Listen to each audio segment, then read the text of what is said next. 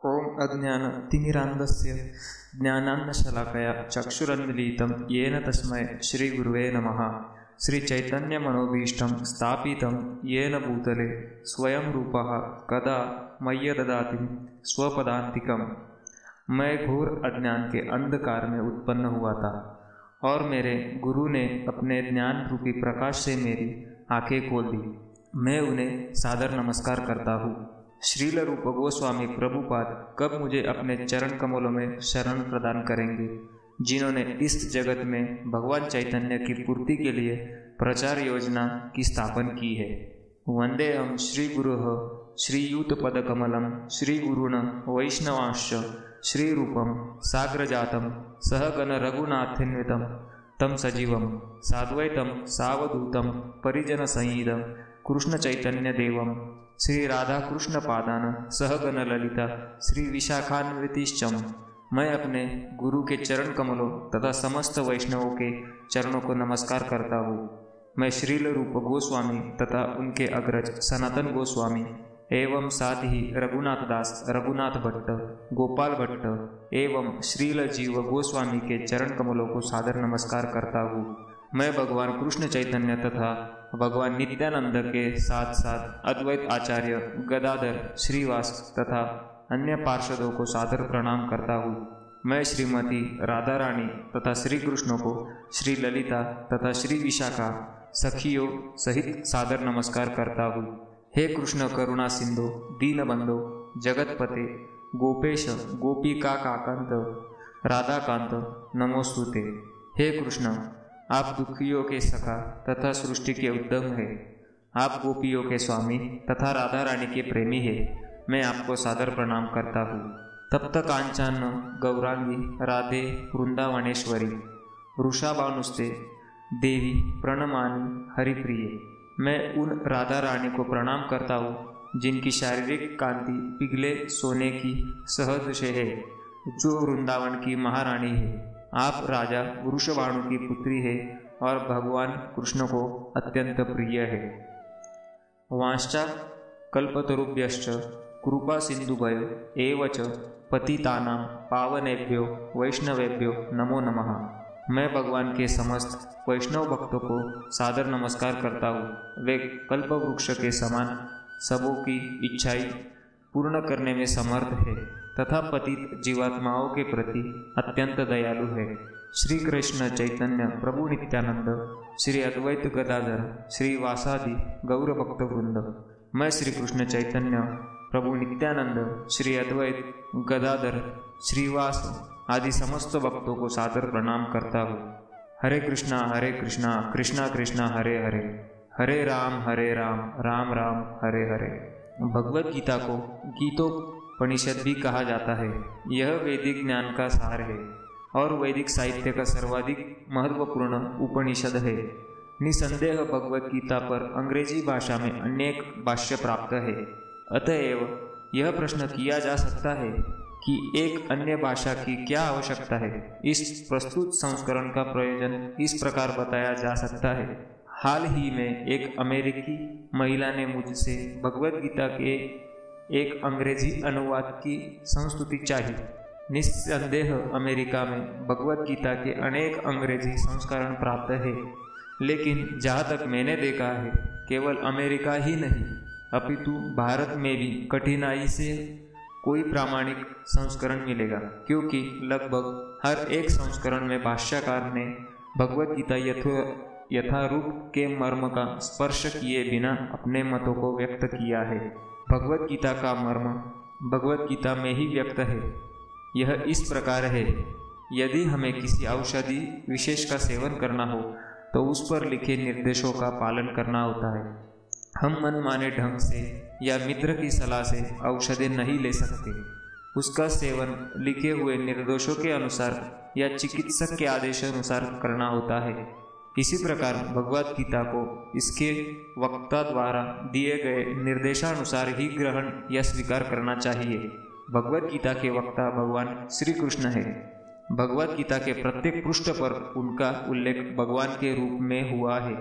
निस्संदेह भगवान शब्द कभी कभी किसी भी अत्यंत शक्तिशाली व्यक्ति या किसी शक्तिशाली देवता के लिए प्रयुक्त होता है और यहाँ पर भगवान शब्द निश्चित रूप से भगवान श्री कृष्ण को एक महान पुरुष के रूप में सूचित करता है, किंतु साथ ही में यह जानना होगा कि भगवान श्री कृष्ण पूर्ण पुरुषोत्तम भगवान है। जैसा कि शंकराचार्य, रामानुजाचार्य, मध्याचार्य, निम्बार्क स्वामी, श्री चैतन्य महाप्रभु तथा भारत के वैदिक ज्ञान के अन्य विद्वानाचार्यों ने पुष्टि की है, भगवान ने भी स्वयं भगवद गीता में अपने को परम पुरुषोत्तम भगवान कहा है और ब्रह्म संहिता में तथा अन्य पुराणों में, विशेषतया श्रीमद् भागवतम में जो भागवत पुराण के नाम से विख्यात है, ये इसी रूप में स्वीकार किए गए हैं। कृष्णस्तु भगवान स्वयं। अतएव भगवद गीता में भगवान ने जैसे बताई है वैसे ही स्वीकार करनी चाहिए। भगवद गीता के चतुर्थ अध्याय में भगवान कहते हैं, इमं विवस्ते योग प्रोक्तवान हमम्यम विवस्वान्मवे प्राह मनो ऋक्ष्वाक वे ब्रवीत एवं परंपरा प्राप्त मिमं राजर्षयो विदुः स कालेनेह महता योगो नष्टः परन्तप स एवायं मयां तेज्ञ योग प्रोक्त पुरातनः भक्तोसी मे सखा चेति रहस्यम हेतदूततमम्। यहाँ पर भगवान अर्जुन को सूचित करते हैं कि भगवद गीता की यह योग पद्धति सर्वप्रथम सूर्य देव को बताई गई। सूर्य देव ने इसे मनु को बताया और मनु ने इसे इक्ष्वाकु को बताया। इस प्रकार गुरु परंपरा यह योग पद्धति का एक वक्ता से दूसरे वक्ता तक पहुँचती रही, लेकिन कालांतर में यह छिन्न भिन्न हो गई। फलस्वरूप भगवान को इसे फिर से बताना पड़ रहा है। इस बार अर्जुन को कुरुक्षेत्र में युद्ध स्थल में बता दे। वे अर्जुन से कहते हैं कि मैं तुम्हें यह परम रहस्य इसलिए प्रदान कर रहा हूँ क्योंकि तुम मेरे भक्त तथा मित्र हो। इसका तात्पर्य यह है कि भगवद गीता ऐसा ग्रंथ है जो विशेष रूप से भगवत भक्त के लिए ही है, भगवत भक्त के निमित्त है। अध्यात्मवादियों के 3 श्रेणियां हैं, ज्ञानी, योगी तथा भक्त, या कि निर्विशेषवादी, ज्ञानी और भक्त। यहाँ परम भगवान अर्जुन से स्पष्ट कहते हैं कि वे उसे इस नवीन परंपरा का प्रथम पात्र बना रहे हैं क्योंकि प्राचीन परंपरा खंडित हो गई थी। अतएव यह भगवान की इच्छा थी कि सूर्यदेव से चली आ रही विचारधारा की दिशा में ही अन्य परंपरा स्थापित की जाए और उनकी यह इच्छा थी कि उनकी शिक्षा का वितरण अर्जुन द्वारा नए सिरे से हो। वे चाहते थे कि अर्जुन भगवद गीता ज्ञान का प्रामाणिक विद्वान बने। अतएव हम देखते हैं कि भगवद गीता का उपदेश अर्जुन को विशेष रूप से दिया गया क्योंकि अर्जुन भगवान का भक्त, प्रत्यक्ष शिष्य तथा घनिष्ठ मित्र था। अतएव जिस व्यक्ति में अर्जुन जैसे गुण पाए जाते हैं वह गीता को सबसे अच्छी तरह ही समझ सकता है। कहने का तात्पर्य यह है कि भक्त को भगवान से प्रत्यक्ष रूप से संबंधित होना चाहिए।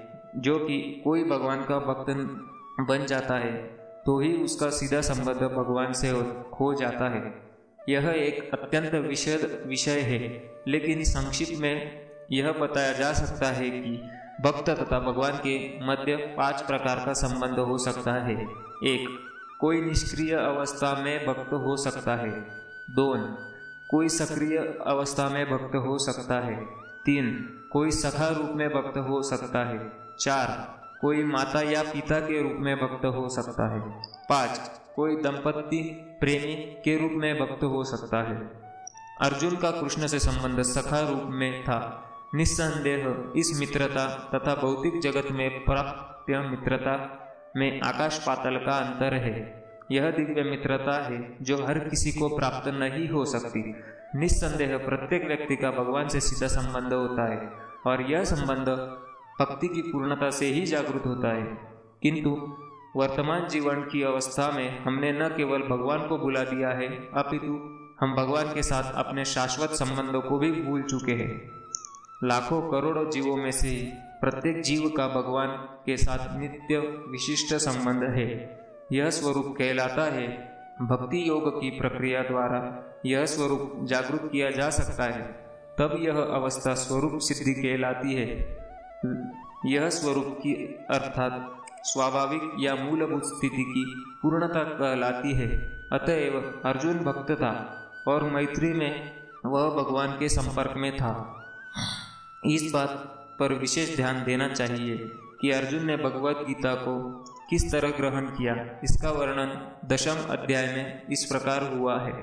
अर्जुन उवाच परम ब्रह्म परम धाम पवित्रम परम भवान पुरुषम शाश्वतम दिव्यमादि देवमजं विभुम आहुस्त्वा मृषयः सर्वे देवर्षि नारदस्ता असितो देवलो व्यासः स्वयं चैव ब्रवीषि मे सर्वमेतद्रुतं मन्ये यन्मां वदसि केशव न हि ते भगवन् व्यक्तिं विदुदेवो न दानवाः। अर्जुन ने कहा, आप भगवान परम धाम पवित्रम परम सत्य है। आप शाश्वत दिव्य आदि पुरुष अजन्मा तथा महानतम है। नारद असित देवल तथा व्यास जैसे समस्त महामुनि आपके विषय में इस सत्य की पुष्टि करते हैं और आप अब स्वयं मुझसे इसी की घोषणा कर रहे हैं। हे कृष्ण, आपने जो कुछ कहा है उसे पूर्ण रूप में सत्य मानता हूँ। हे प्रभु, न तो देवता और न असुर ही आपके व्यक्तित्व को समझ सकते हैं। भगवान ने भगवद गीता सुनने के बाद अर्जुन ने कृष्ण को परम ब्रह्म स्वीकार कर लिया। प्रत्येक जीव ब्रह्म है, लेकिन परम पुरुषोत्तम भगवान परम ब्रह्म है। परम धाम का अर्थ है कि वे सबों के परम आश्रय या धाम है।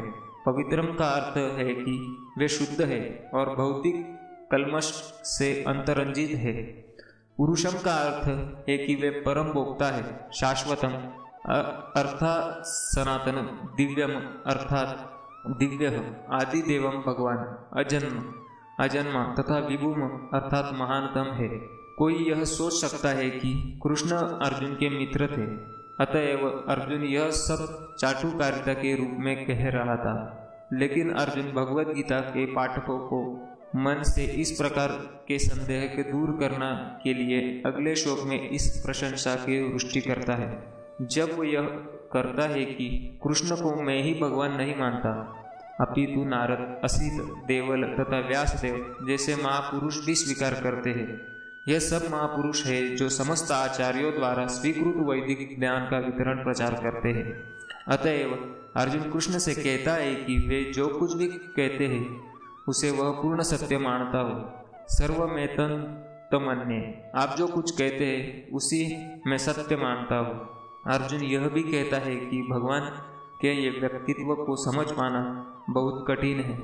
यहाँ तक कि बड़े बड़े देवता भी उन्हें नहीं समझ पाते।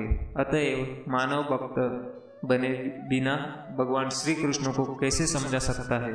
अतएव भगवद गीता को भक्ति भाव से ग्रहण करना चाहिए। किसी को यह नहीं सोचना चाहिए कि वह कृष्ण के तुल्य है, नहीं यह सोचना चाहिए कि कृष्ण सामान्य पुरुष है या कि एक महानतम व्यक्ति है। भगवान साक्षात पुरुषोत्तम भगवान है। अतएव भगवद गीता के कथनानुसार यह भगवद गीता को समझने का प्रयत्न करने वाले अर्जुन के कथनानुसार हमें सिद्धांत रूप में कम से कम इतना तो स्वीकार कर लेना चाहिए कि श्री कृष्ण भगवान है और उसी विनीत भाव से हम भगवद गीता को समझ सकते हैं।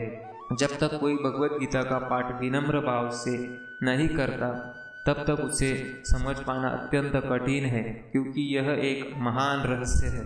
तो भगवद गीता है क्या? भगवद गीता का प्रयोजन मनुष्य को भौतिक संसार के अज्ञान से उबारना है। प्रत्येक व्यक्ति अनेक प्रकार की कठिनाइयों में फंसा रहता है। जिस प्रकार अर्जुन भी कुरुक्षेत्र में युद्ध करने के लिए कठिनाई में था, अर्जुन ने श्री कृष्ण की शरण ग्रहण कर ली। फलस्वरूप इस भगवद गीता का प्रवचन हुआ। न केवल अर्जुन वर्ण हम में से प्रत्येक व्यक्ति इस भौतिक अस्तित्व के कारण चिंताओं से पूर्ण है। हमारा अस्तित्व ही अनस्तित्व के परिवेश में है। वस्तुतः हमें अनिस्तित्व से भयभीत नहीं होना चाहिए। हमारा अस्तित्व सनातन है, लेकिन हम किसी न किसी कारण से असत में डाल दिए गए हैं। असत का अर्थ उससे है जिसका अस्तित्व नहीं है। कष्ट भोगने वाले उनके मनुष्यों में केवल कुछ ही ऐसे हैं जो वास्तव में यह जानने के जिज्ञासु है कि वे क्या है। और वे इस विषय स्थिति में क्यों डाल दिए गए हैं। आदि जब तक मनुष्य को अपने कष्टों के विषय में जिज्ञासा नहीं होती, जब तक उसे यह अनुभूति नहीं होती कि वह कष्ट भोगना नहीं अपितु सारे कष्टों का हल ढूंढना चाहता है, तब तक उसे सिद्ध मानव नहीं समझना चाहिए। मानवता तभी शुरू होती है जब मन में इस प्रकार की जिज्ञासा उदित होती है। ब्रह्म सूत्र में इस जिज्ञासा को ब्रह्म जिज्ञासा कहा गया है। अतः तो ब्रह्म जिज्ञासा मनुष्य के सारे कार्यकलाप तब तक असफल माने जाने चाहिए जब तक वह परब्रह्म के स्वभाव में विषय में जिज्ञासा न करे। अतएव जो लोग यह प्रश्न करना प्रारंभ कर देते हैं कि वे क्यों कष्ट उठा रहे हैं या वे कहाँ से आए हैं और मृत्यु के बाद कहाँ जाएंगे, वे ही भगवद गीता को समझने के सुपात्र विद्यार्थी हैं। निष्ठावान विद्यार्थी में भगवान के प्रति आदर भाव भी होना चाहिए। अर्जुन ऐसा ही विद्यार्थी था। जब मनुष्य जीवन के वास्तविक प्रयोजन को भूल जाता है तो भगवान कृष्ण विशेष रूप में उस प्रयोजन की पुनर्स्थापना के लिए अवतार लेते हैं। तब भी असंख्य जागरूक हुए लोगों में से कोई एक होता है जो वास्तव में अपनी स्थिति को जान पाता है, और यह भगवद गीता उसी के लिए कही गई है। वस्तुतः हम सभी अविद्या रूपी बाधिन के द्वारा निगल दिए गए हैं, लेकिन भगवान जीवों पर विशेषतया मनुष्य पर कृपालु है। इसी उद्देश्य से उन्होंने अपने मित्र को अपना शिष्य बनाकर भगवद गीता का प्रवचन किया। भगवान कृष्ण को पार्षद होने के कारण अर्जुन समस्त अज्ञान से मुक्त था, लेकिन कुरुक्षेत्र के युद्ध स्थल में वह अज्ञानी बनकर भगवान कृष्ण के जीवन की समस्याओं का विषय में प्रश्न करने लगा, जिससे भगवान उनकी व्याख्या भावी पीढ़ियों के मनुष्यों के लाभ के लिए कर दे और जीवन की योजना का निर्धारण कर दे। तब मनुष्य तदनुसार कार्य कर पाएगा और मानव जीवन के उद्देश्यों को पूर्ण कर सकेगा। भगवद गीता की विषय वस्तु में 5 मूल्य सत्यों का ज्ञान निहित है। सर्वप्रथम ईश्वर के विज्ञान की और फिर जीवों की स्वरूप स्थिति की विवेचना की गई है। ईश्वर का अर्थ नियंता है और जीवों का अर्थ नियंत्रित। यदि जीव यह कहे कि वह नियंत्रित नहीं है अपितु स्वतंत्र है, तो समझो कि वह पागल है। जीव सभी प्रकार से कम बद्ध जीवन में तो नियंत्रित है ही। अतएव भगवद गीता की विषय वस्तु ईश्वर तथा जीव से संबंधित है। इसमें प्रकृति, काल तथा कर्म की भी व्याख्या है। यह दृश्य जगत विभिन्न कार्यों कलापों से ओतप्रोत है। सारे जीव भिन्न भिन्न कार्यों में लगे हुए हैं।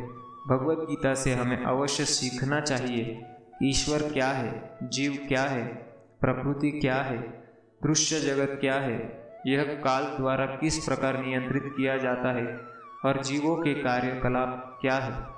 भगवद गीता इन 5 मूलभूत विषयों में से इसकी स्थापना की गई है कि भगवान अथवा कृष्ण अथवा ब्रह्म या परमात्मा, आप जो चाहे कह ले, सबसे श्रेष्ठ है। जीव गुण में परम नियंत्रता के ही समान है।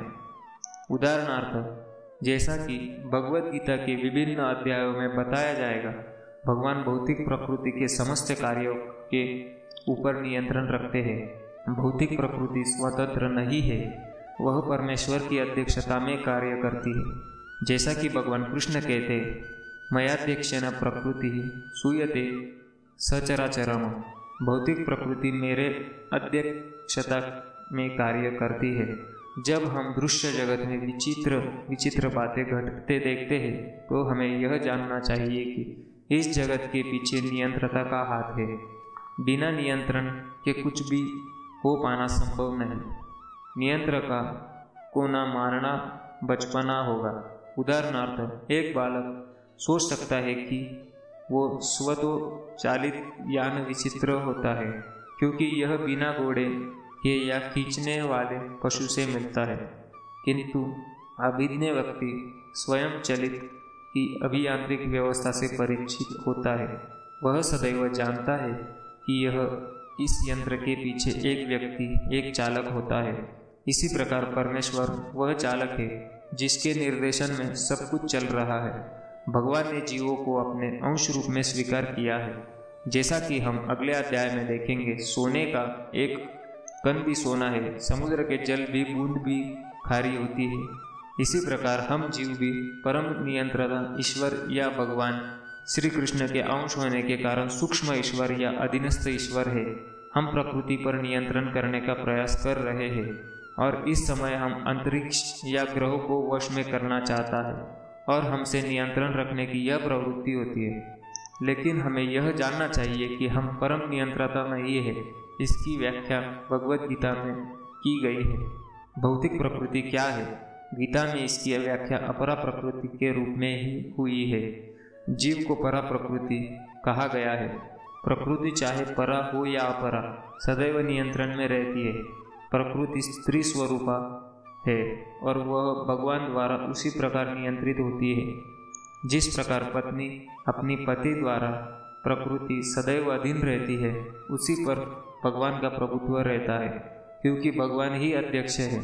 जीव तथा भौतिक प्रकृति दोनों ही परमेश्वर द्वारा अधिशासित एवं नियंत्रित होते हैं।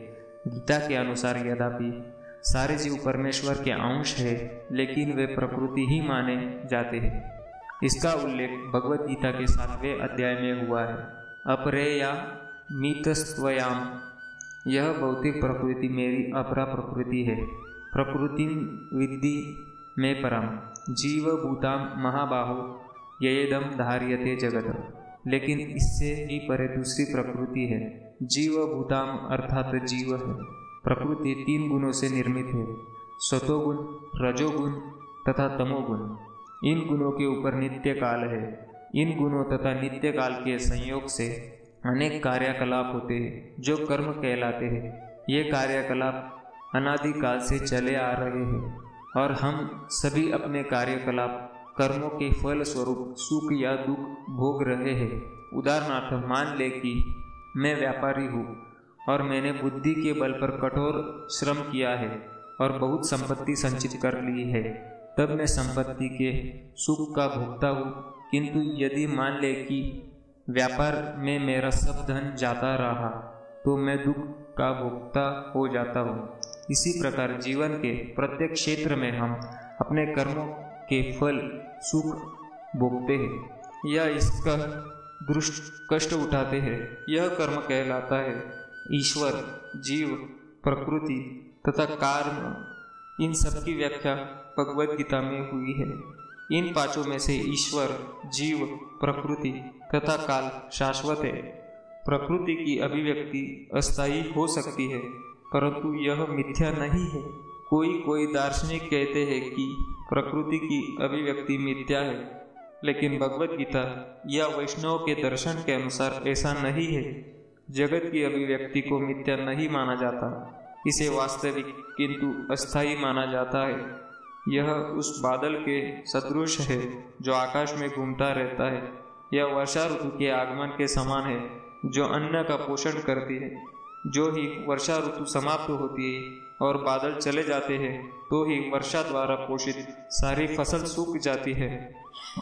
इसी प्रकार यह भौतिक अभिव्यक्ति भी किसी समय में किसी स्थान पर होती है, कुछ काल तक रहती है, ठहरती है और फिर लुप्त हो जाती है। प्रकृति इस रूप में कार्यशील है, लेकिन यह चक्र निरंतर चलता रहता है। इसीलिए प्रकृति शाश्वत है, मिथ्या नहीं है। भगवान इस मेरे प्रकृति कहते हैं। यह भौतिक प्रकृति परमेश्वर की भिन्न शक्ति है। इसी प्रकार जीव भी परमेश्वर की शक्ति है, किंतु वे अलग नहीं, अपितु भगवान से नित्य संबंध है। इस तरह भगवान, जीव, प्रकृति तथा काल ये सब परस्पर संबंध है और सभी शाश्वत है, लेकिन कर्म शाश्वत नहीं है। हाँ, कर्म के फल अत्यंत पुरातन हो सकते हैं। हम अनादिकाल से अपने शुभ अशुभ कर्म फलों को भोग रहे हैं, किंतु साथ ही हम अपने कर्मों के फल को बदल भी सकते हैं और यह परिवर्तन हमारे ज्ञान की पूर्णता पर निर्भर करता है। हम विविध प्रकार के कर्मों में व्यस्त रहते हैं। निस्संदेह हम यह नहीं जानते कि किस प्रकार के कर्म करने से हम कर्मफल से मुक्ति प्राप्त कर सकते हैं, लेकिन भगवत गीता में इसका वर्णन भी हुआ है। ईश्वर अर्थात परम ईश्वर परम चेतना स्वरूप है। जीव भी इस ईश्वर का अंश होने के कारण चेतन है। जीव तथा भौतिक प्रकृति दोनों को प्रकृति बताया गया है, अर्थात वे परमेश्वर की शक्ति है, किंतु इन दोनों में केवल जीव चेतन है, दूसरी प्रकृति चेतन नहीं है। यही अंतर है। इसलिए जीव प्रकृति परा या उत्कृष्ट कहलाती है, क्योंकि जीव भगवान जैसी चेतना से युक्त है, लेकिन भगवान की चेतना परम है।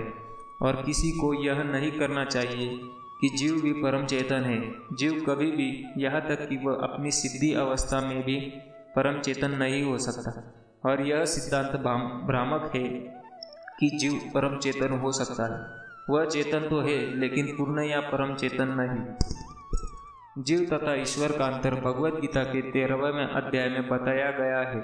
ईश्वर क्षेत्रज्ञ या चेतन है, जैसा कि जीव भी है, लेकिन जीव केवल अपने शरीर के प्रति सचेत रहता है, जबकि भगवान समस्त शरीरों के प्रति सचेत रहते हैं। चूंकि वे प्रत्येक जीव के हृदय में वास करने वाले हैं, अतएव वे जीव विशेष की मानसिक गतिशीलता से परिचित रहते हैं। हमें यह नहीं भूलना चाहिए।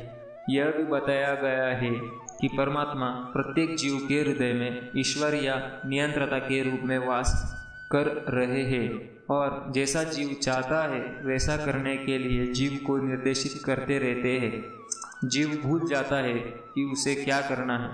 पहले तो वह किसी एक विधि से कर्म करने का संकल्प करता है, लेकिन फिर वह अपने ही कर्म के पाप पुण्य में फंस जाता है। वह एक शरीर को त्याग कर दूसरा शरीर ग्रहण करता है।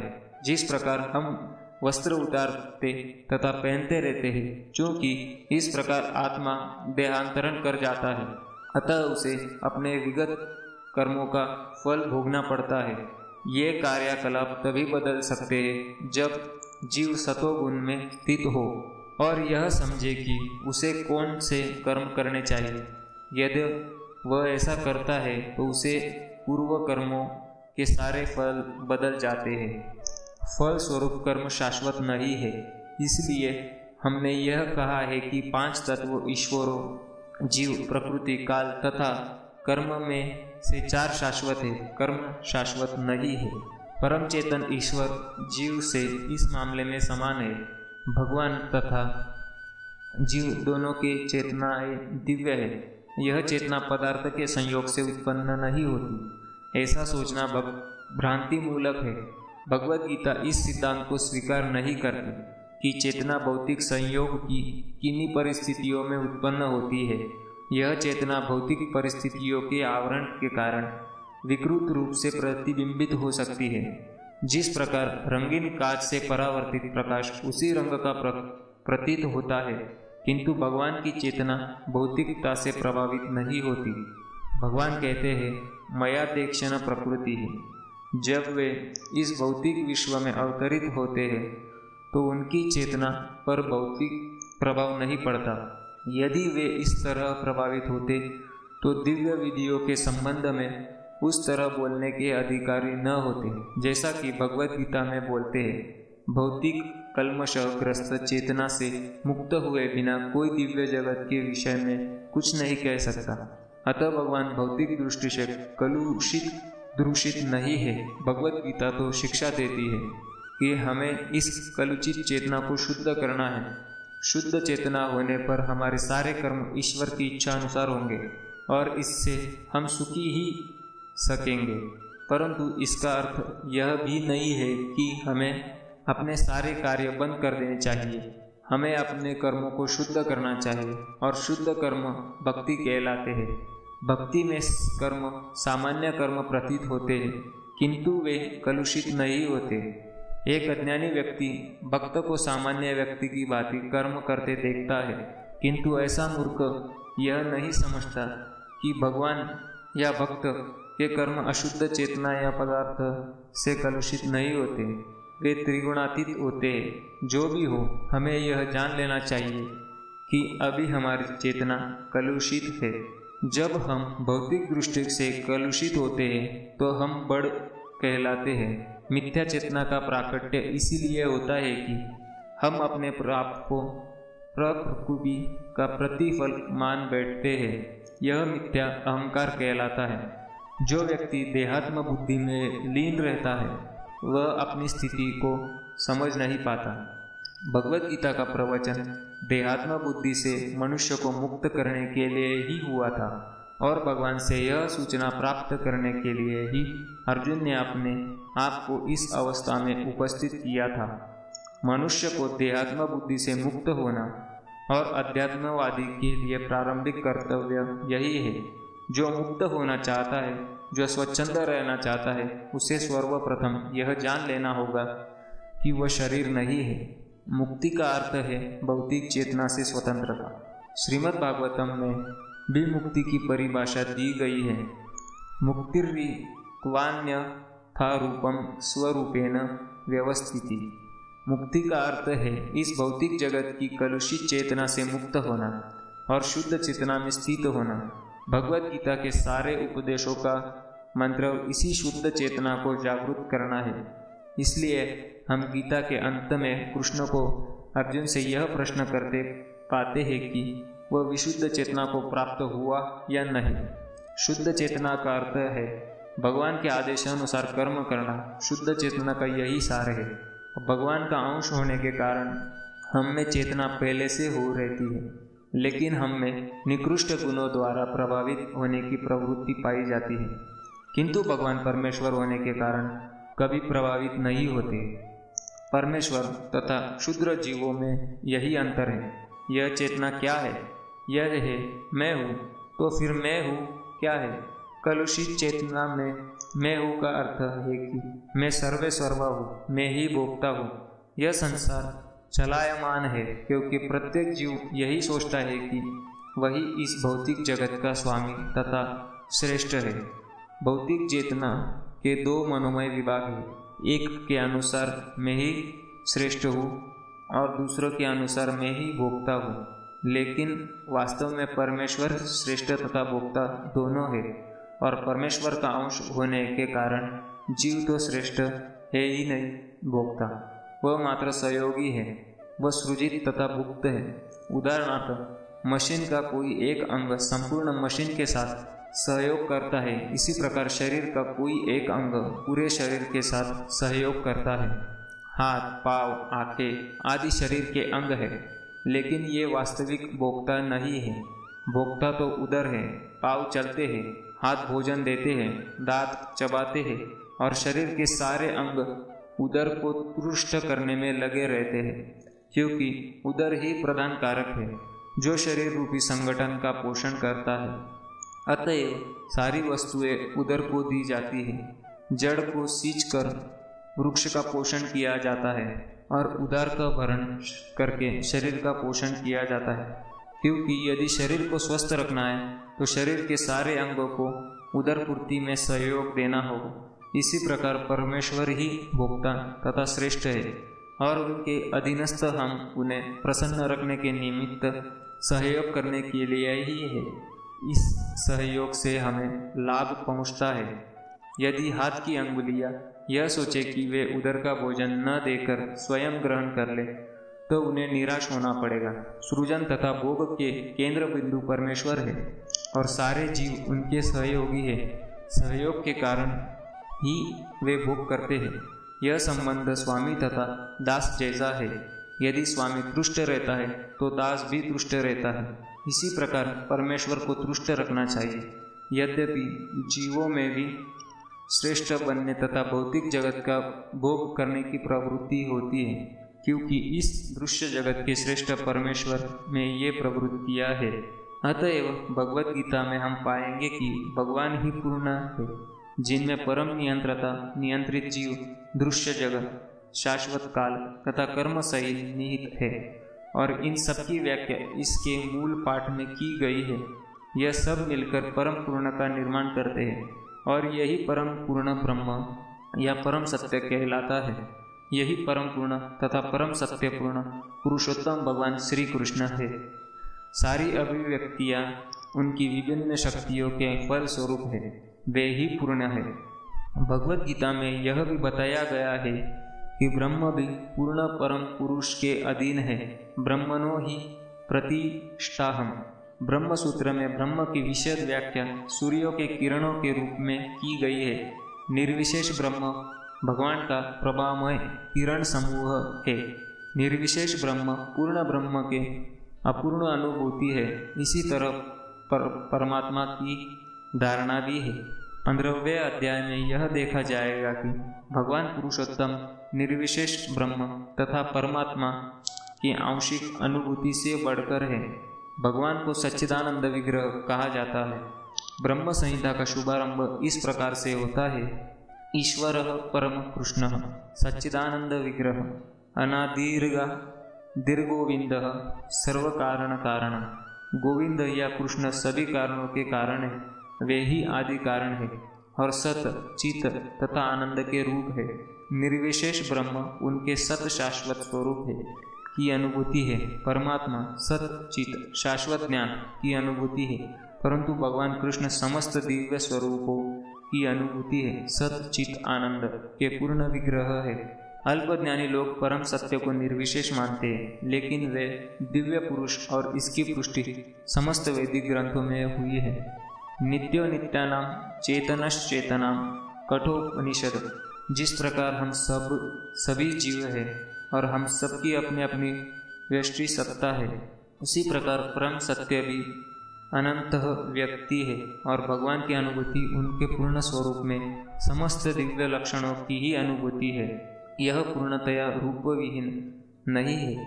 यदि वह निराकार है या किसी अन्य वस्तु से घट रहे हैं तो वह पूर्ण नहीं हो सकता।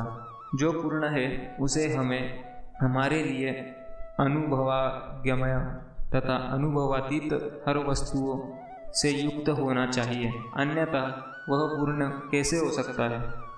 पूर्ण भगवान में अपार शक्तियाँ है। परस्य शक्तिर्विधैव श्रूयते। कृष्ण किस प्रकार अपनी विभिन्न शक्तियों द्वारा कार्यशील है, इसकी भी व्याख्या भगवद गीता में हुई है। यह दृश्य जगत या जिस जगत में हम रह रहे हैं, यह भी स्वयं में पूर्ण है, क्योंकि जिन 24 तत्वों से यह नश्वर ब्रह्मांड निर्मित है, वे सांख्य दर्शन के अनुसार इस ब्रह्मांड के पालन तथा धारण के लिए अपेक्षित संसाधनों से पूर्णतया समन्वित है। इसमें न तो कोई विजातीय तत्व है, न ही किसी भी वस्तु की आवश्यकता है। इस सृष्टि का अपना निजी नियत काल है, जिसका निर्धारण परमेश्वर की शक्ति द्वारा हुआ है, और जब यह काल पूर्ण हो जाता है तो उसे पूर्ण अवस्था के से इस क्षणभंगुर सृष्टि का विनाश हो जाता है। सभी प्रकार के अपूर्णताओं का अनुभव पूर्ण विषय ज्ञान की अपूर्णता के कारण है। इसी प्रकार भगवद गीता में वैदिक विद्या का पूर्ण ज्ञान पाया जाता है। सारा वैदिक ज्ञान अमोघ है। सारे हिंदू इस ज्ञान को पूर्ण तथा अमोघ मानते हैं। उदाहरणार्थ, गोबर पशुमल है और स्मृति तथा वैदिक आदेशों के अनुसार यदि कोई पशुमल का स्पर्श करता है तो उसे शुद्ध होने के लिए स्नान करना पड़ता है। लेकिन वैदिक शास्त्रों में गोबर का पवित्र करने वाला माना गया है। इसे विरोधाभास कहा जा सकता है, लेकिन यह मान्य है कि क्योंकि यह वैदिक आदेश है और इससे संदेह नहीं है कि इसे स्वीकार करने पर किसी प्रकार की त्रुटि नहीं होगी।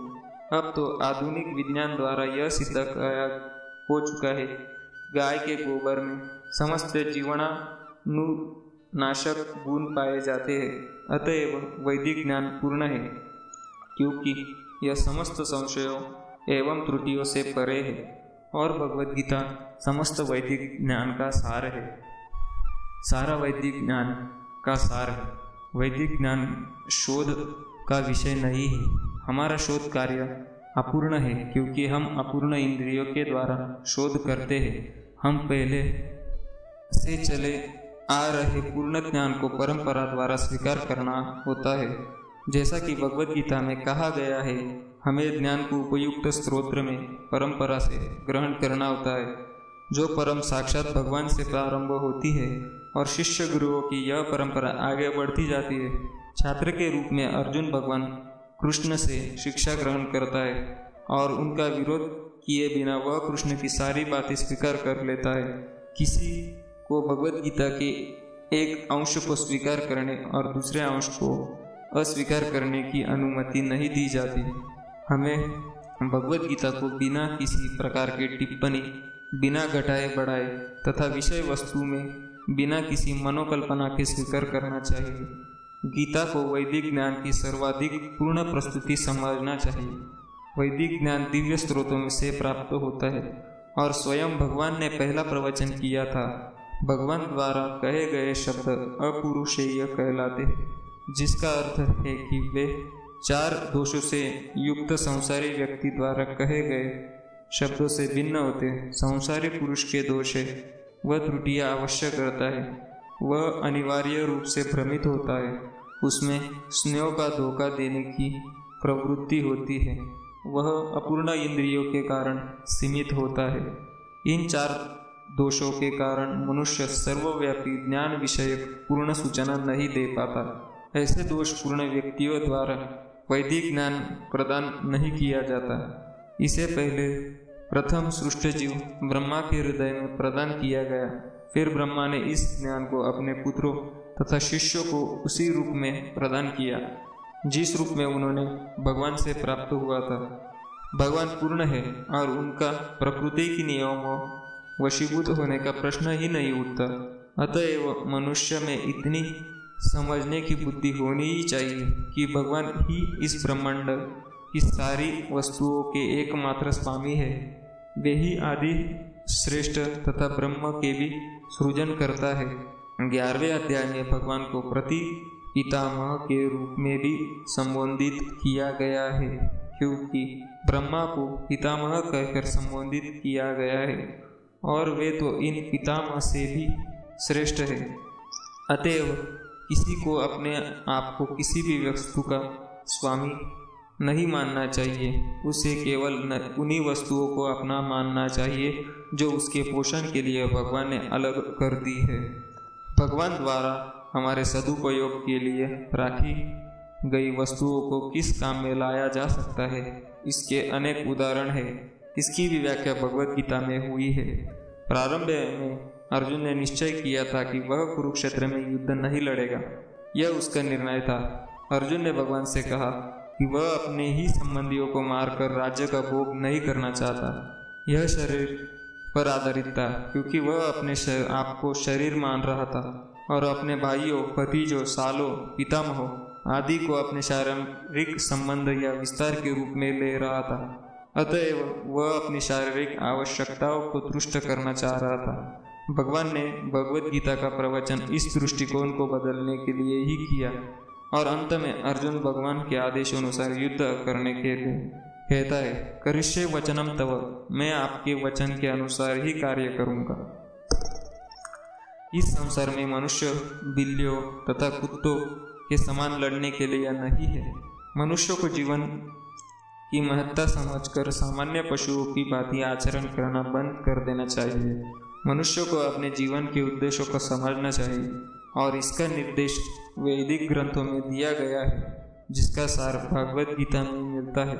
वैदिक ग्रंथ मनुष्यों के लिए ही है, पशुओं के लिए नहीं। एक पशु दूसरे पशु का वध करे तो कोई पाप नहीं लगता, लेकिन यही मनुष्य अपनी अनियंत्रित स्वादेंद्रिय की दृष्टि के लिए पशु वध करता है तो वह प्रकृति के नियम को तोड़ने के लिए उत्तरदायी है। भगवद गीता में स्पष्ट रूप से प्रकृति के गुणों के अनुसार 3 प्रकार के कर्मों का उल्लेख है: सात्विक कर्म, राजसिक कर्म तथा तामसिक कर्म। इसी प्रकार आहार के भी 3 भेद है: सात्विक आहार, राजसिक आहार तथा तामसिक आहार। इन सब का विशद वर्णन हुआ है और यदि हम भगवद गीता के उपदेशों का ठीक से उपयोग करें तो हमारा संपूर्ण जीवन शुद्ध हो जाए और अंततः हम अपने गंतव्य को प्राप्त हो सकते हैं, जो इस भौतिक से परे है। यदत्वा न निवर्तन्ते तद्धाम परमं मम। यह गंतव्य सनातन आकाश या नित्य चिन्मय आकाश कहलाता है। इस संसार में हम पाते हैं कि प्रत्येक पदार्थ क्षणिक है। यह उत्पन्न होता है, कुछ काल तक रहता है, कुछ गौण वस्तुएं उत्पन्न करता है, क्षीण होता है और अंत में लुप्त हो जाता है। भौतिक संसार का यही नियम है। चाहे हम इस शरीर को दृष्टांत ले या फल का किसी वस्तु का किंतु इस क्षणिक संसार से परे एक अन्य संसार है जिसके विषय में हमें जानकारी है। उस संसार में अन्य प्रकृति है जो सनातन है। जीव भी सनातन है और 11वें अध्याय में भगवान को भी सनातन बताया गया है। हमारा भगवान के साथ घनिष्ठ संबंध है और क्योंकि हम सभी गुणात्मक रूप से एक है, सनातन धाम, सनातन ब्रह्म तथा सनातन जीव, अतएव गीता का सारा अभिप्राय हमारे सनातन धर्म को जागरूक करना है जो कि जीव की शाश्वत वृत्ति है। हम अस्थायी रूप से विभिन्न कर्मों में लगे रहते हैं, किंतु यदि हम इन क्षणिक कर्मों को त्याग कर परमेश्वर द्वारा प्रस्तावित कर्मों को ग्रहण कर ले तो हमारे ये सारे कर्म शुद्ध हो जाए।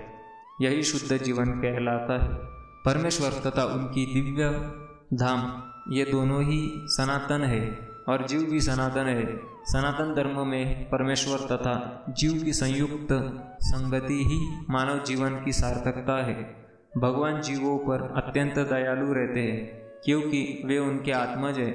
भगवान कृष्ण ने भगवद गीता में घोषित किया है कि सर्वयोनिषु अहम बीजप्रदः पिता, मैं सबका पिता हूँ।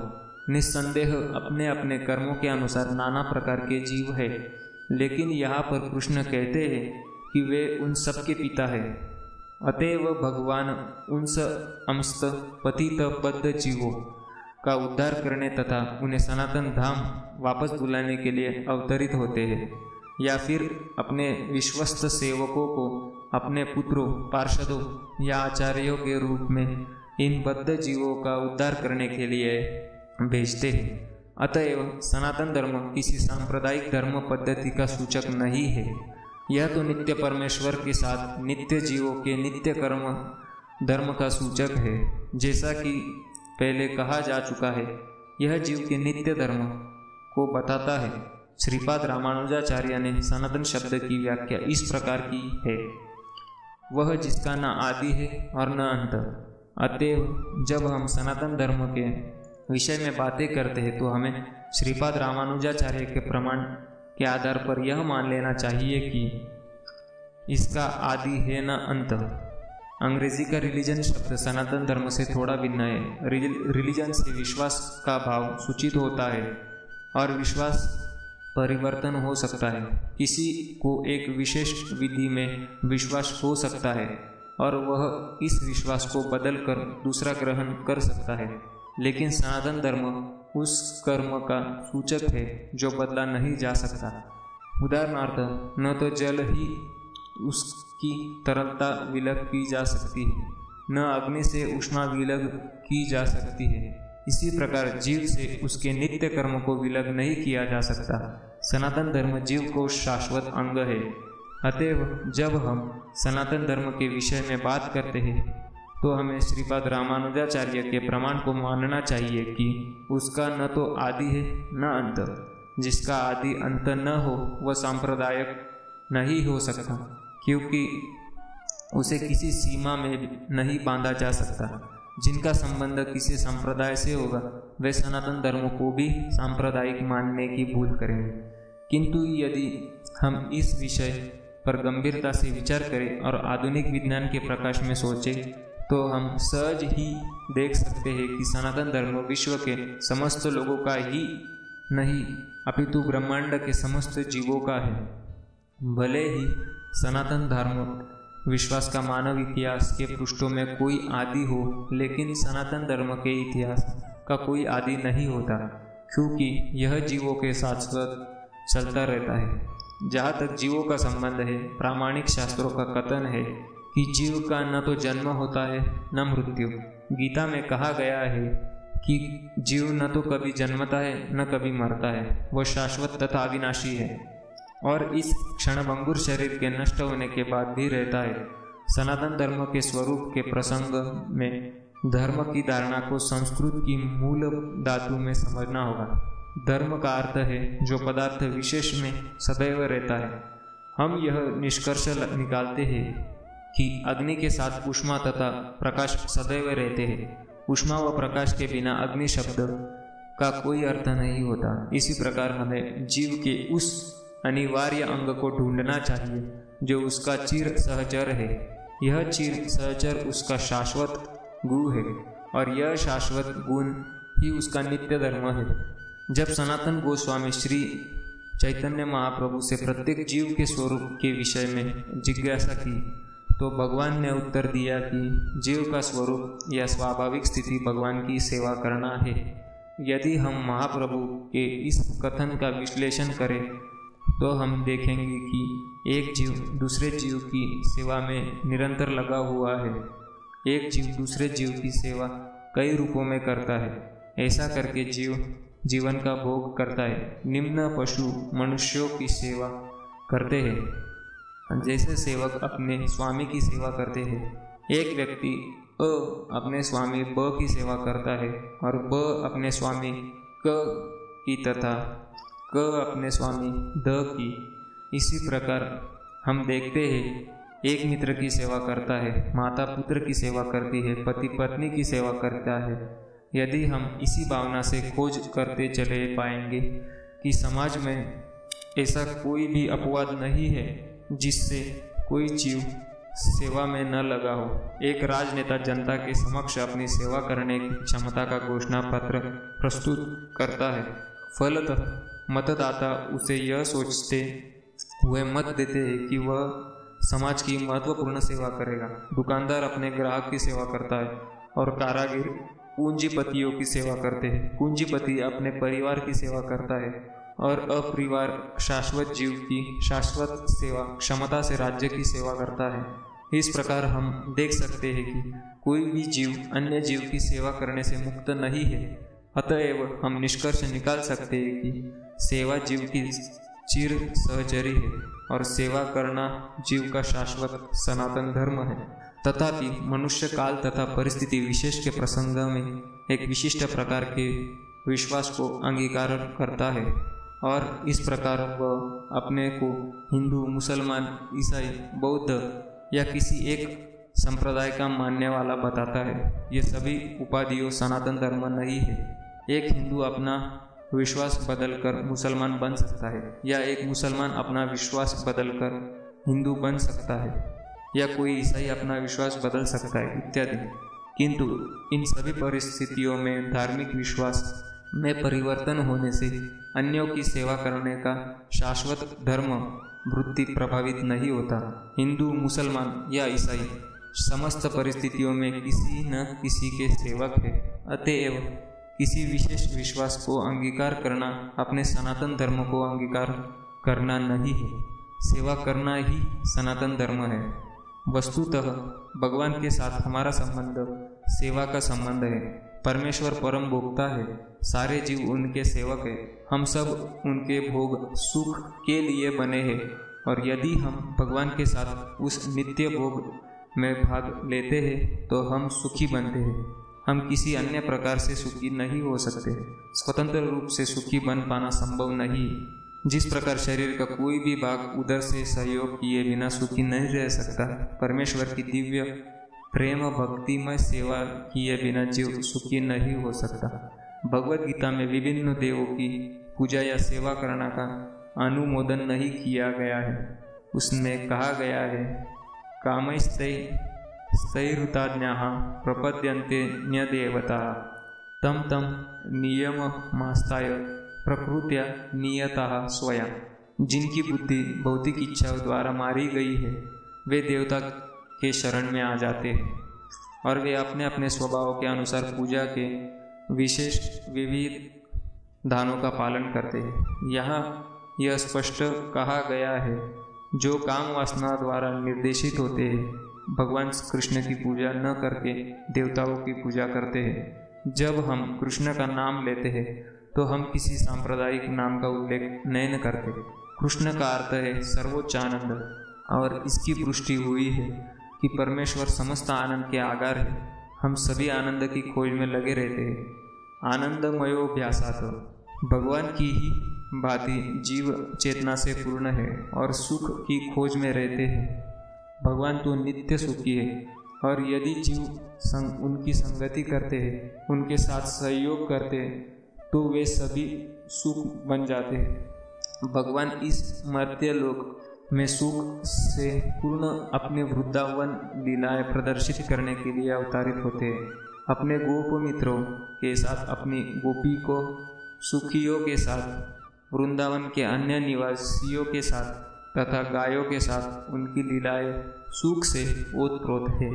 वृंदावन की सारी जनता कृष्ण के अतिरिक्त अन्य किसी को नहीं जानती, परंतु भगवान कृष्ण ऐसे थे कि उन्होंने अपने पिता नंद महाराज को भी इंद्रदेव की पूजा करने से निरुत्साहित किया, क्योंकि वे इस तथ्य को प्रतिष्ठित करना चाहते थे कि लोगों को किसी भी देवता की पूजा करने की आवश्यकता नहीं है।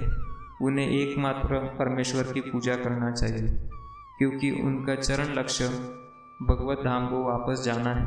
भगवत गीता में भगवान श्री कृष्ण के धाम का वर्णन इस प्रकार हुआ है।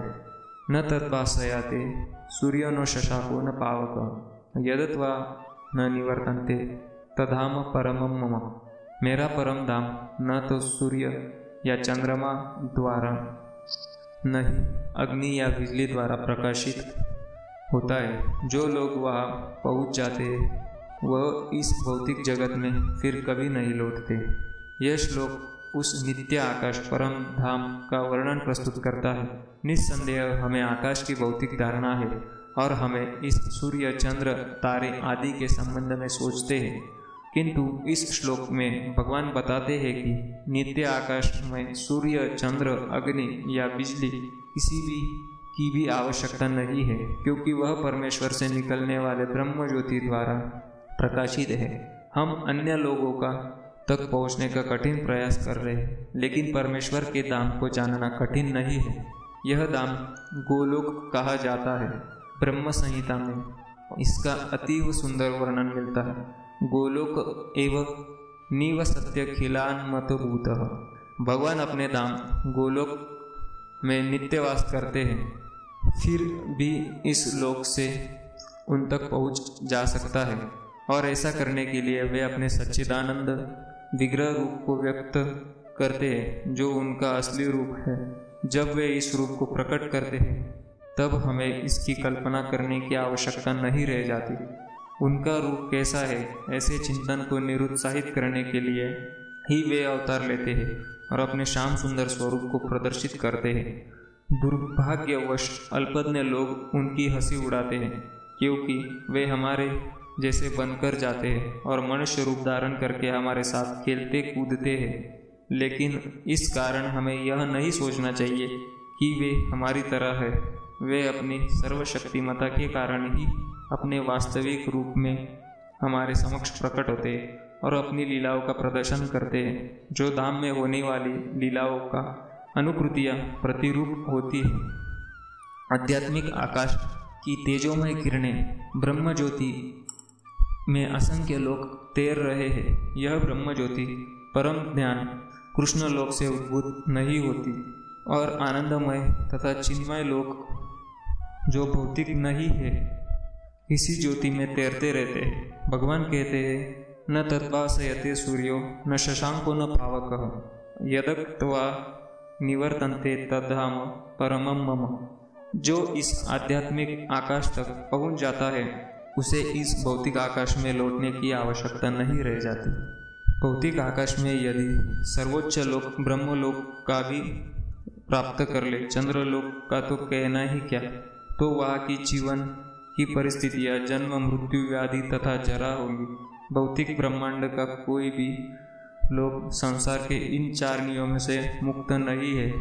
सारे जीव एक लोक से दूसरे लोक में विचरण करते रहते हैं, किंतु ऐसा नहीं है कि हम यांत्रिक व्यवस्था करके जिस लोक में जाना चाहते हैं तो उसकी विविध विधि होती है। इसका भी उल्लेख हुआ है। यांत्री देवव्रता देवान पितृन्याति पितुव्रता। यदि हम एक लोक से दूसरे लोक में विचरण करना चाहते हैं तो उसके लिए कोई यांत्रिक व्यवस्था की आवश्यकता नहीं है। गीता का उपदेश है, यान्ति देवव्रता देवाना। चंद्र, सूर्य तथा उच्चतर लोक स्वर्गलोक कहलाते हैं। लोकों की 3 विभिन्न स्थितियां हैं, उच्चतर, मध्य तथा निम्नतर लोक। पृथ्वी मध्य लोक में आती है। भगवत गीता बताती है कि किस प्रकार अति सरल सूत्र यान्ति देवव्रता देवान द्वारा उच्चतर लोकों यानी देवलोकों तक जाया जा सकता है। मनुष्य की केवल उस लोक के विशेष देवता की पूजा करने की आवश्यकता है और इस तरह चंद्रमा, सूर्य या अन्य किसी भी उच्चतर लोक को जाया जा सकता है। फिर भी भगवत गीता हमें इस जगत के किसी लोक में जाने की सलाह नहीं देती, क्योंकि चाहे हम इस किसी यांत्रिक युक्ति से 40,000 वर्षों और कौन इतने समय तक जीवित रहेगा तक यात्रा करके सर्वोच्च ब्रह्मलोक क्यों न चले जाए, किंतु फिर भी वहाँ हमें जन्म, मृत्यु, जरा तथा व्याधि जैसी भौतिक असुविधाओं से मुक्ति नहीं मिल सकेगी। लेकिन जो परम लोक, कृष्ण लोक या आध्यात्मिक आकाश के किसी भी अन्य लोक में पहुंचना चाहता है उसे वहाँ की असुविधाएं नहीं होंगी। आध्यात्मिक आकाश में जितने भी लोक हैं उनमें गोलोक, वृंदावन नामक लोक सर्वश्रेष्ठ है, जो भगवान श्री कृष्ण का आदि धाम है। यह सारी जानकारी भगवत गीता में दी हुई है और इससे उपदेश दिया गया है कि किस प्रकार हम इस भौतिक जगत को छोड़कर आध्यात्मिक आकाश में वास्तविक आनंदमय जीवन बिता सकते हैं। भगवत गीता के 15वें अध्याय में भौतिक जगत का जीता जागता चित्रण हुआ है। कहा गया है कि ऊर्ध्वमूलमतः शाखमश्वतम प्राहुरव्ययम छंदांसी यस्य पर्णानि यस्तम वेद स वेदवित्। यहाँ पर भौतिक जगत का वर्णन वृक्ष के रूप में हुआ है, जिसकी जड़ें ऊर्ध्वमुखी है और शाखाएं अधोमुखी है। हमें ऐसे वृक्ष का अनुभव है जिसकी जड़ें ऊर्ध्वमुखी हो। यदि कोई नदी या जलाशय के किनारे खड़ा होकर जल में वृक्षों का प्रतिबिंब देखे तो उसे सारे वृक्ष उल्टे दिखेंगे, शाखाएं नीचे की ओर और जड़ें ऊपर की ओर दिखेंगी। इसी प्रकार यह भौतिक जगत भी आध्यात्मिक जगत का प्रतिबिंबित है। यह जगत वास्तविकता या सार नहीं होता, लेकिन प्रतिबिंबित से हम यह समझ लेते हैं कि वस्तु तथा वास्तविकता है। इसी प्रकार यद्यपि मरुस्थल में जल नहीं होता, लेकिन मृग मरीचिका बताती है कि जल जैसी कोई वस्तु स्थिति होती है। भौतिक जगत में न तो जल है न सुख है, लेकिन आध्यात्मिक जगत में वास्तविक सुख रूपी असली जल है। भगवत गीता में भगवान ने सुझाव दिया है कि हम निम्नलिखित प्रकार से आध्यात्मिक जगत की प्राप्ति कर सकते हैं। निर्माण मोहा जित संग दोषा अध्यात्म नित्या विनिवृत कामः द्वंद्वैर्मुक्ता सुखद खसन्ने गच्छत्यमूढ़ः पदमव्ययं तत्। पदमव्ययम अर्थात सनातन राज्य को वही प्राप्त होता है जो निर्माण मोहा है। इसका अर्थ क्या हुआ? हम उपाधियों के पीछे पड़े रहते हैं। कोई महाशय बनना चाहता है, कोई प्रभु बनना चाहता है, कोई राष्ट्रपति, धनवान या राजा या कुछ और बनना चाहता है। परंतु जब तक हम इन उपाधियों से चिपके रहते हैं तब तक हम शरीर के प्रति आसक्त बने रहते हैं, क्योंकि ये उपाधियां शरीर से संबंधित होती है। लेकिन हम शरीर नहीं है और इसकी अनुभूति होना ही आत्म साक्षात्कार की प्रथम अवस्था है। हम प्रकृति के 3 गुणों से जुड़े हुए हैं, किंतु भगवत भक्तिमय सेवा द्वारा हमें इनसे छूटना होगा। यदि हम भगवत भक्तिमय सेवा के प्रति आसक्त नहीं होते तो प्रकृति के गुणों से छूट पाना दुष्कर है। उपाधियां तथा आसक्तियां हमारी काम वासना तथा इच्छा अर्थात प्रकृति पर प्रभुत्व जताने की चाह के कारण जब तक हम प्रकृति पर प्रभुत्व जताने की प्रवृत्ति को नहीं त्यागते तब तक भगवान के धाम सनातन धाम को वापस जाने की कोई संभावना नहीं है। इस नित्य अविनाशी धाम को वही प्राप्त होता है जो झूठे भौतिक भोगों के आकर्षणों द्वारा मोहग्रस्त नहीं होता, तो भगवान की सेवा में स्थित रहता है। ऐसा व्यक्ति सहज ही परम धाम को प्राप्त होता है। गीता में अन्यत्र कहा गया है, अव्यक्तोक्षरम इत्युक्त स्तमाहुं परमां गतिम यम प्राप्य न तिवर्तन्ते तद्धाम परमं मम। अव्यक्त का अर्थ है अप्रकट। हमारे समक्ष सारा भौतिक जगत तक प्रकट नहीं है।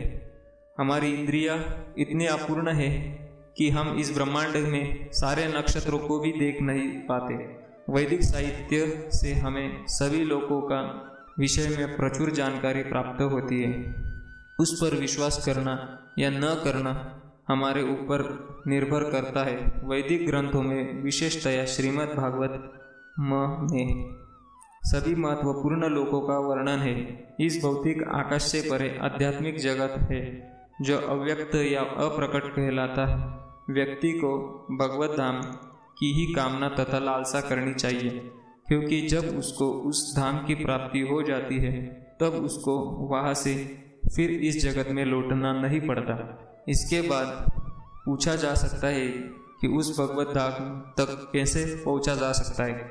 इसकी सूचना भगवत गीता के 8वें अध्याय में इस तरह दी गई है। अंतकाले च मामेव स्मरण मुक्त्वा कलेवरम यह प्रयाति स मद्भावम याति नास्त्रय संशय।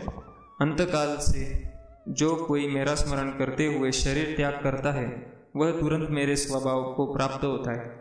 इसमें रंच मात्र भी संदेह नहीं है। जो व्यक्ति मृत्यु के समय कृष्ण का चिंतन करता है वह कृष्ण को प्राप्त होता है। मनुष्य को चाहिए कि वह कृष्ण के स्वरूप का स्मरण करे, और यदि इस स्वरूप का चिंतन करते हुए वह मर जाता है तो वह भगवत धाम को प्राप्त होता है। मद्भावन शब्द परम पुरुष के परम स्वभाव का सूचक है। परम पुरुष सच्चिदानंद विग्रह है, अर्थात उनका स्वरूप शाश्वत तथा ज्ञान आनंद से पूर्ण रहता है।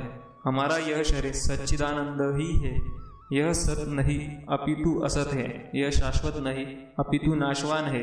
यह चित अर्थात ज्ञान से पूर्ण नहीं अपितु अज्ञान से पूर्ण है।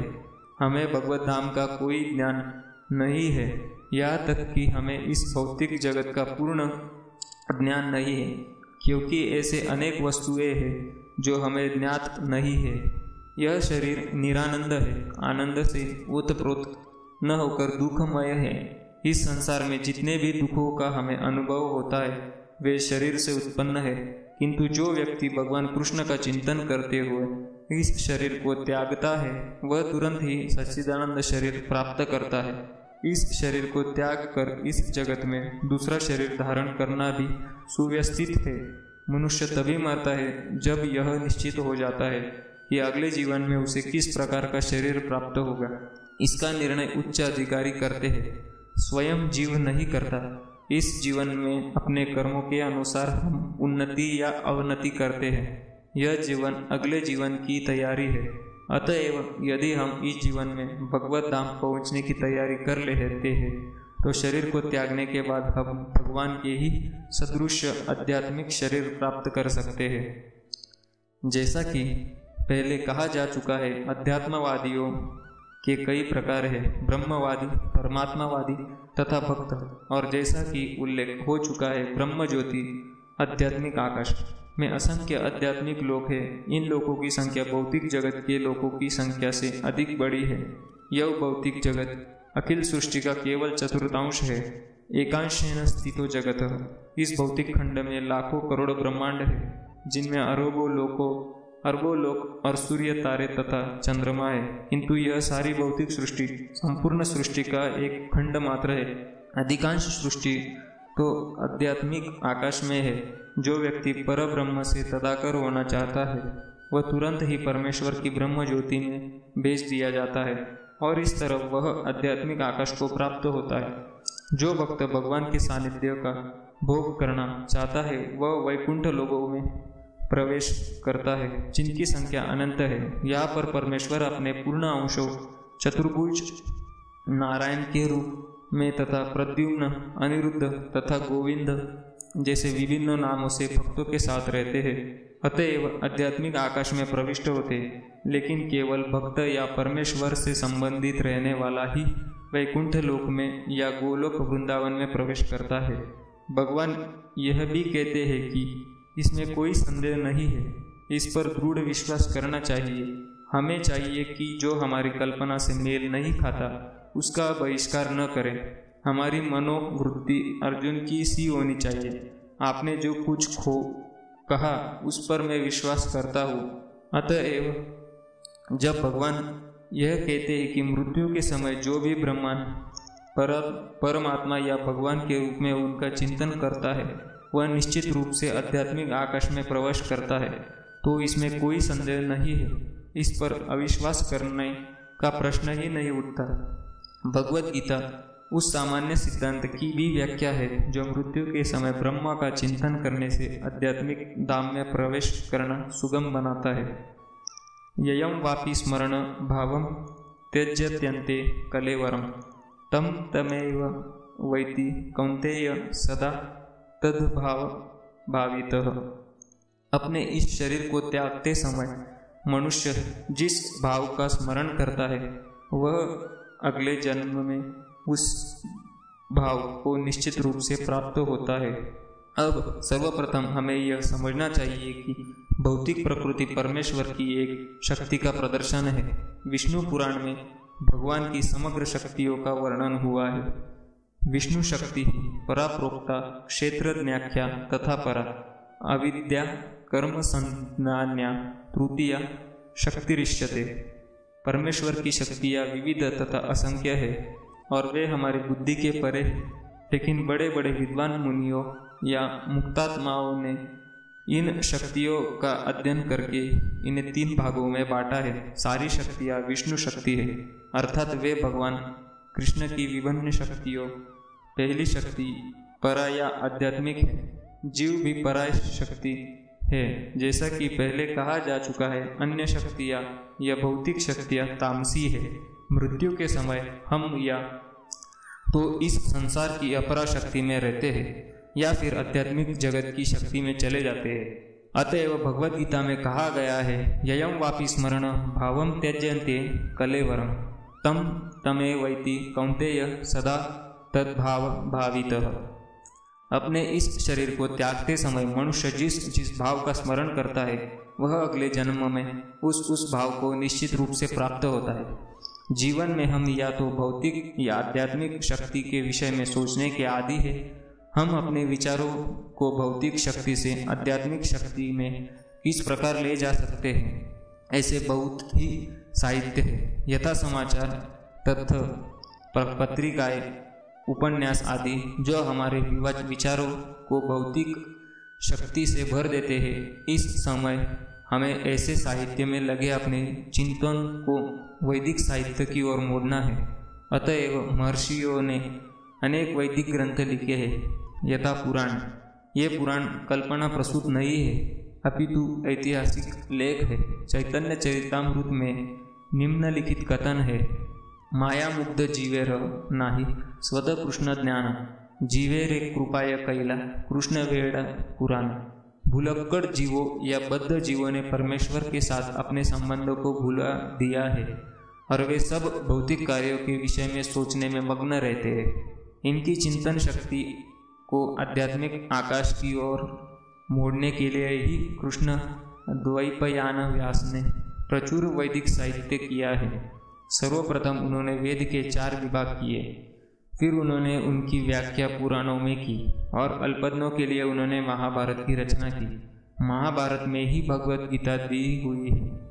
तपश्चात वैदिक साहित्य का सार वेदांत सूत्र में दिया गया है और भावी पथ प्रदर्शन के लिए उन्होंने वेदांत सूत्रों का सहज भाष्य भी कर दिया जो श्रीमद् भागवतम कहलाता है। हमें इन वैदिक ग्रंथों के अध्ययन में अपना चित्त लगाना चाहिए। जिस प्रकार भौतिकवादी लोग नाना प्रकार के समाचार पत्र, पत्रिकाएं तथा अन्य संसारी साहित्य को पढ़ने में ध्यान लगाते हैं, उसी तरह हम भी व्यासदेव द्वारा प्रदत्त साहित्य के अध्ययन में ध्यान लगाना चाहिए। इस प्रकार हम मृत्यु के समय परमेश्वर का स्मरण कर सकेंगे। भगवान द्वारा सुझाया गया यही एकमात्र उपाय है और वे इसके फल का विश्वास दिलाते हैं, इसमें कोई संदेह नहीं है। तस्मात् सर्वेषु कालेषु मामनुस्मर युद्ध च मयार्पित मनोबुद्धिर्मा वैश्यस्य संशयः। इसलिए हे अर्जुन, तुम्हें कृष्ण रूप में सदैव मेरा चिंतन करो और साथ ही अपने युद्ध कर्म करते रहो। अपने कर्मों का मुझे समर्पित करके तथा अपने मन एवं बुद्धि को मुझ में स्थिर करके तुम निश्चित रूप से मुझे प्राप्त कर सकोगे।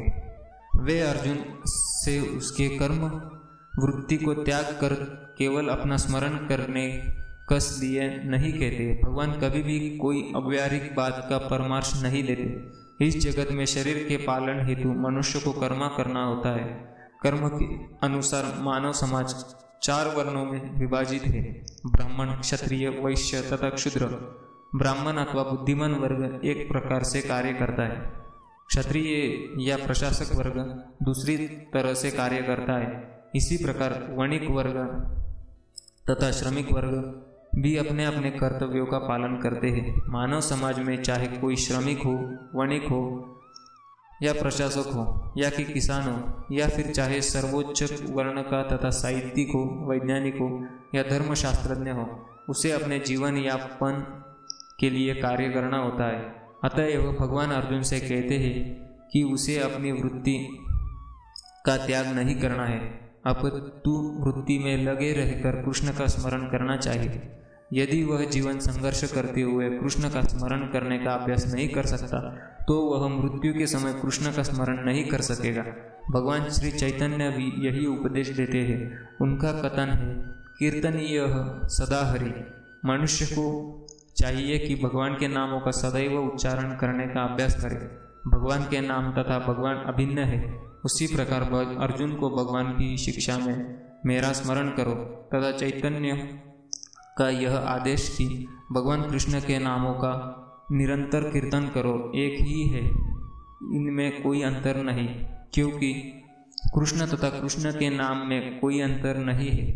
चरण दशा में नाम तथा नामी में कोई अंतर नहीं होता। अतएव हमें 24 घंटा भगवान के नामों का कीर्तन करके उनके स्मरण का अभ्यास करना होता है और अपने जीव को इस प्रकार ढालना होता है कि हम उन्हें सदा स्मरण करते रहें। यह किस प्रकार संभव है? आचार्यों ने निम्नलिखित उदाहरण दिया है।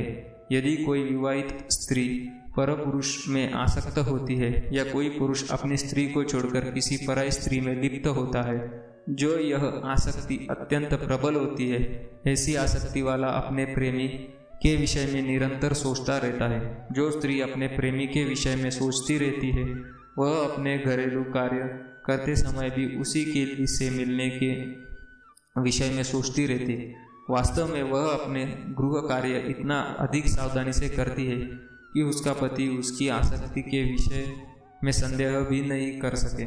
इसी प्रकार हमें परम प्रेमी कृष्ण को सदैव स्मरण करना चाहिए और साथ ही अपने कर्तव्यों को सुचारू रूप से करते रहना चाहिए। इसके लिए प्रेम की प्रगाढ़ भावना चाहिए। यदि हम में परमेश्वर के लिए प्रगाढ़ प्रेम हो तो हम अपना कर्म करते हुए उनका स्मरण भी कर सकते हैं, लेकिन हमें प्रेम भाव उत्पन्न करना होगा। उदाहरणार्थ, अर्जुन सदैव कृष्ण का चिंतन करता था, वह कृष्ण का नित्य संगी था और साथ ही योद्धा भी। कृष्ण ने उसे युद्ध करना छोड़कर जंगल जाकर ध्यान करने की कभी सलाह नहीं दी। जब भगवान कृष्ण अर्जुन की योग पद्धति बताते हैं तो अर्जुन कहता है, इस पद्धति का अभ्यास कर सकना उसके लिए संभव नहीं। अर्जुन उवाच, योगम योगस्त्वया प्रोक्तः साम्येन मधुसूदन एतस्यायं न पश्यामि चंचलत्वस्थितं स्थिराम। अर्जुन ने कहा, हे मधुसूदन, आपने जिस योग पद्धति का संक्षिप्त में वर्णन किया है वह मेरे लिए अव्यावहारिक है तथा असहनीय है, क्योंकि मेरा मन अस्थिरता चंचल है। लेकिन भगवान कहते हैं, योगी नामपि सर्वेषां मद्वत्ते नान्तारात्मना श्रद्धावान भजते यो मांसम में युक्तमो मतः। संपूर्ण योगियों में जो श्रद्धावान योगी भक्ति योगी के द्वारा आज्ञा का पालन करता है, अपने अंतर में मेरे बारे में सोचता है, मेरी दिव्य प्रेम भक्तिमय सेवा करता है, वह योग में मुझसे परम घनिष्ठता पूर्वक युक्त होता है और सब में श्रेष्ठ है। यही मेरा मत है। अतएव जो सदैव परमेश्वर का चिंतन करता है वह एक ही समय में सबसे बड़ा योगी, सर्वोच्च ज्ञानी तथा महानतम भक्त है। अर्जुन से भगवान आगे भी कहते हैं कि क्षत्रिय होने के कारण वह युद्ध का त्याग नहीं कर सकता, किंतु यदि वह कृष्ण का स्मरण करते हुए युद्ध करता है तो वह मृत्यु के समय कृष्ण का स्मरण कर सकेगा, परंतु इसके लिए मनुष्य को दिव्य प्रेम भक्ति से सेवा में पूर्णतया समर्पित होना होगा। वास्तव में हम अपने शरीर से नहीं अपितु अपने मन तथा बुद्धि से कर्म करते हैं। अतएव यदि मन तथा बुद्धि सदैव परमेश्वर के विचार में मग्न रहे तो स्वाभाविक है कि इंद्रियां भी उनकी सेवा में लगी रहेंगी। इंद्रियों के कार्य कर्म से कम बाहर से तो वे ही रहते हैं, लेकिन चेतना बदल जाती है। भगवद गीता हमें सिखाती है कि किस प्रकार मन तथा बुद्धि को भगवान में विचार के लीन में रख जाए। ऐसी तल्लीनता से मनुष्य भगवत धाम को जाता है। यदि मन कृष्ण की सेवा में लग जाता है तो सारी इंद्रियां स्वतः उसकी सेवा में लग जाती है। यह कला है और यही भगवद गीता का रहस्य भी है कि कृष्ण के विचार में पूरी तरह मग्न रहा जाए। आधुनिक मनुष्य ने चंद्रमा तक पहुंचने के लिए कठोर संघर्ष किया है, लेकिन उनसे अपने आध्यात्मिक उत्थान के लिए कठिन प्रयास नहीं किया। यदि मनुष्य को 50 वर्ष आगे जीना है तो उसे चाहिए कि इस थोड़े समय का भगवान का स्मरण करके अभ्यास में लगाए। यह अभ्यास भक्ति योग है। श्रवण कीर्तनम विष्णु स्मरणम पाद सेवनम अर्चनम वंदनम दास्य सख्य मात्म निवेदनम। ये 9 विधियां हैं जिनमें स्वरूप सिद्धि व्यक्ति से भगवत गीता का श्रवण करना सबसे सुगम है। तब व्यक्ति भगवत चिंतन की ओर मुड़ेगा। इससे परमेश्वर का स्मरण होगा और शरीर छोड़ने पर आध्यात्मिक शरीर प्राप्त होगा जो परमेश्वर की संगीत के लिए उपयुक्त है। भगवान आगे भी कहते हैं, अभ्यास योग युक्तेन चेतसा नान्य गामिना परम पुरुषम दिव्यम याति पार्थानु चिंतन। हे अर्जुन, जो व्यक्ति पथ पर विचलित हुए बिना अपने मन को निरंतर मेरा स्मरण करने में व्यस्त रखता है और भगवान के रूप में मेरा ध्यान करता है, वह मुझको अवश्य प्राप्त होता है। यह कोई कठिन पद्धति नहीं है, तो भी इसे किसी अनुभवी व्यक्ति से सीखना चाहिए। तद्विज्ञानार्थम स गुरुमेव भीगच्छेत मनुष्य को चाहिए कि जो पहले से अभ्यास कर रहा हो उसके पास जाए। मन सदैव इधर उधर उड़ता रहता है, किंतु मनुष्य को चाहिए कि मन को भगवान श्री कृष्ण के स्वरूप या उनके नामोच्चारण पर केंद्रित करने का अभ्यास करे। मन स्वभावतः चंचल है, इधर उधर जाता रहता है, लेकिन यह कृष्ण की ध्वनि पर स्थिर हो सकता है। इस प्रकार मनुष्य को परम पुरुषम अर्थात दिव्य लोक में भगवान का चिंतन करना चाहिए और उनको प्राप्त करना चाहिए। चरम अनुभूति या चरम उपलब्धि के साधन भगवद गीता में बताए गए हैं और इस ज्ञान के द्वार सबके लिए खुले हैं। इसी के लिए रोक टोक नहीं है। सभी श्रेणी के लोग भगवान कृष्ण का चिंतन करके उनके पास पहुंच सकते हैं, क्योंकि उनका श्रवण तथा चिंतन हर एक के लिए संभव है। भगवान आगे भी कहते हैं, माम ही पार्थ व्यपाश्रित्य येपि स्युः पापयोनः स्त्रीतो यो वैश्यास्त्यता शूद्रास्ते पियन्ति परांगतिम किम पूर्ण ब्राह्मणः पुण्य भक्ता राजर्षयस्तथा अनित्यमूक संख लोकमिमं प्राप्य भजस्य माम। इस तरह भगवान कहते हैं कि वैश्य पतिता स्त्री या श्रमिक अथवा अधमयोनि को प्राप्त मनुष्यों को भी ईश्वर पा सकता है। उसे अत्यधिक विकसित बुद्धि की आवश्यकता नहीं पड़ती। बात यह है कि जो कोई भक्ति योग के सिद्धांत को स्वीकार करता है और परमेश्वर को जीवन के आश्रय तत्व के रूप में सर्वोच्च लक्ष्य या चरम लक्ष्य के रूप में स्वीकार करता है, वह आध्यात्मिक आकाश में भगवान तथा पहुंच सकता है। यदि कोई भगवद गीता में बताए गए सिद्धांतों का ग्रहण करता है तो वह अपना जीवन पूर्ण बना सकता है और जीवन की सारी समस्याओं का स्थायी हल पाता है। यही भगवद गीता का सार सर्वे सर्वा है। सारांश यह है कि भगवद गीता दिव्य साहित्य है जिसका ध्यान पूर्वक पढ़ना चाहिए। गीता शास्त्र मदिम पुण्यम यह पठेत प्रायतः पुमानः। यदि कोई भगवद गीता के उपदेश का पालन करे तो वह जीवन के दुखों तथा चिंताओं से मुक्त हो सकता है। भय शोका दिवर्जितः वह इस जीवन में सारे भय से मुक्त हो जाएगा और उसका अगला जीवन आध्यात्मिक होगा। एक अन्य लाभ भी होता है। गीताध्ययनशीलस्य प्राणायामपरस्य च नव सन्ति ही पापानि पूर्वजन्मकृतानि च। यदि कोई भगवद गीता को निष्ठा तथा गंभीरता के साथ पढ़ता है तो भगवद गीता की कृपा से उसके सारे पूर्व दुष्कर्मों के फलों का उस पर कोई प्रभाव नहीं पड़ता। भगवान भगवद गीता के अंतिम अंश में जोर देकर कहते हैं, सर्वधर्मान् परित्यज्य मामेकं शरणं व्रज अहं त्वा सर्वपापेभ्यो मोक्षयिष्यामि मा शुचः। सब धर्मों को त्याग कर एकमात्र मेरी ही शरण में आओ, मैं तुम्हें समस्त पापों से मुक्त कर दूंगा, तुम डरो मत। इस प्रकार अपनी शरण में आए भक्त का पूरा उत्तरदायित्व भगवान अपने ऊपर ले लेते हैं और उसके समस्त पापों को क्षमा कर देते हैं। मलिने मोचनम पुंसा जल स्नान दिने दिने सकृद्धि तामृत स्नानम संसार मलनाशनम।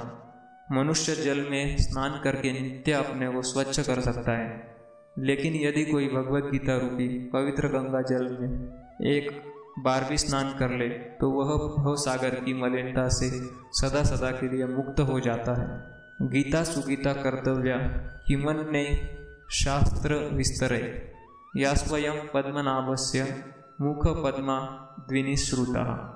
यूँ कि भगवद गीता भगवान के मुख से निकली है, अतएव किसी को अन्य वैदिक साहित्य पढ़ने की आवश्यकता नहीं रहेगी।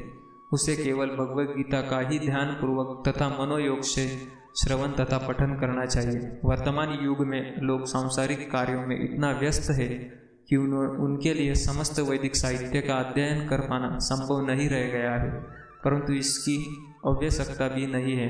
केवल एक पुस्तक भगवद गीता ही पर्याप्त है, क्योंकि यह समस्त वैदिक ग्रंथों का सार है और इसका प्रवचन भगवान ने किया है, जैसा किया गया है, भारतामृत सर्वस्वम विष्णु ववक्त्राद्विनिश्रुतम गीता गंगोदकम पीत्वा पुनर्जन्म न विद्यते। जो गंगाजल पीता है उसे मुक्ति मिलती है, अतएव उसके लिए क्या कहा जाए जो भगवद गीता का अमृत पान करता हो। भगवद गीता महाभारत का अमृत है और इसे भगवान कृष्ण मूल विष्णु ने स्वयं सुनाया है। भगवद गीता भगवान के मुख से निकली है और गंगा भगवान के चरण कमलों से निकली है। निसंदेह भगवान के मुख से तथा चरणों में कोई अंतर नहीं है, लेकिन निष्पक्ष अध्ययन से हम पाएंगे कि भगवद गीता गंगा जल की अपेक्षा अधिक महत्वपूर्ण है। सर्वोपनिषदो गावो दोग्धा गोपाल नंदन पार्थो वत्स सुरदि भोक्ता दुग्ध गीतामृत महत। यह गीता उपनिषद भगवद गीता जो समस्त उपनिषदों का सार है, गाय के तुल्य है और ग्वाल बाल के रूप में विख्यात भगवान कृष्ण इस गाय को दूर रहे हैं, अर्जुन बछड़े के समान है और सारे विद्वान तथा शुद्ध भक्त भगवद गीता का अमृतमय दूध का पान करने वाले हैं। एकम शास्त्रम देवकी पुत्र गीतम एको देव देवकी पुत्र एव एको मंत्रस्तस्य नामानि यानि कर्माप्येकंतस्य देवस्य सेवा।